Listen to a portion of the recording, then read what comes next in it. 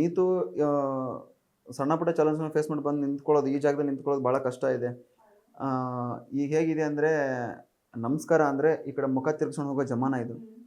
ಅಂಥದ್ರಲ್ಲಿ ಎಲ್ಲರನ್ನೂ ಮೆಟ್ಟು ನಿಂತು ಎಲ್ಲರ ಜೊತೆ ಒಳ್ಳೆ ಬಾಂಧವ್ಯ ಇಟ್ಕೊಂಡು ಈ ಒಂದು ಮಟ್ಟಕ್ಕೆ ಬರೋದಿದೆಯಲ್ಲ, ಭಾಳ ಕಷ್ಟ ಇದೆ.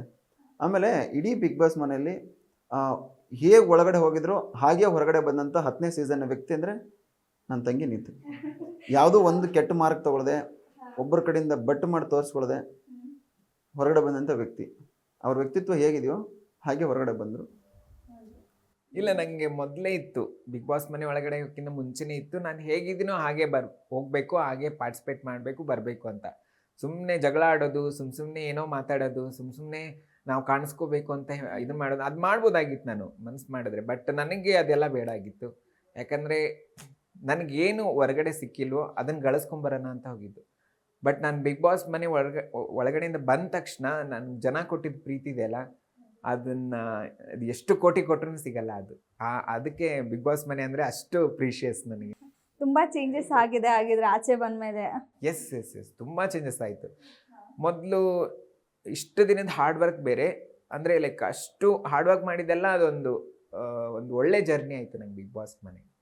ಹೊರಗಡೆ ಬಂದ ತಕ್ಷಣ ಓಕೆ, ನಾವು ಇಷ್ಟು ಕಷ್ಟಪಟ್ಟೆ, ನಾನು ಒಂದು ಸಾರ್ಥಕತೆಯ ಜೀವನ ಆಯ್ತಲ್ಲಪ್ಪ ಅನ್ನೋದೊಂದು ಆ ಒಂದು ಖುಷಿ ಇದೆ ಮೇಡಮ್. ಹೇಗಂದರೆ ಒಳಗಡೆ ಹೋಗ್ಬೇಕಾದ್ರೆ ನಮಗೆ 4 ಜನಕ್ಕೆ ಮಾತ್ರ ಗೊತ್ತು ನಾನು ಯಾರಂತ.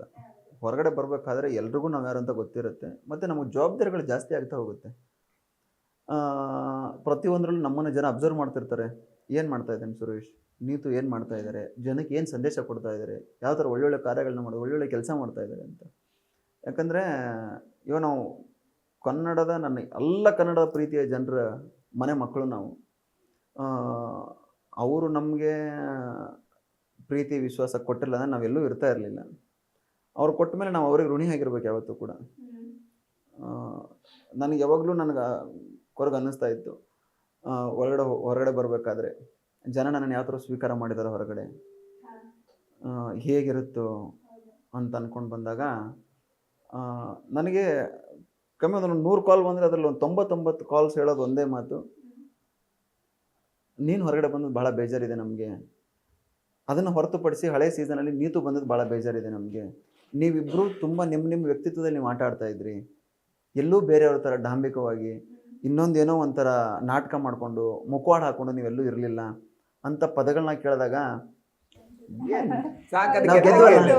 ಶೋ ಗೆದ್ದಷ್ಟೇ ಖುಷಿ ಆಯ್ತು ಮೇಡಮ್. ಗೆದ್ದಂಗೆ ಅದು ಅಲ್ಲಿ ಶೋ ಗೆದ್ರೆ ಜಸ್ಟ್ 1 ಸೀಸನ್ ವಿನ್ನರ್ ಅಂತ ಆಗ್ತೀರಿ. ಈ ಜನದ ಪ್ರೀತಿ ನಿಮ್ ಲೈಫ್ ಲಾಂಗ್ ಇರುತ್ತೆ. ಯಾವುದು ಇದನ್ನ ಯಾರು ಕಿತ್ಕೊಳ್ಳೋಕ್ಕಾಗಲ್ಲ ಮೇಡಮ್.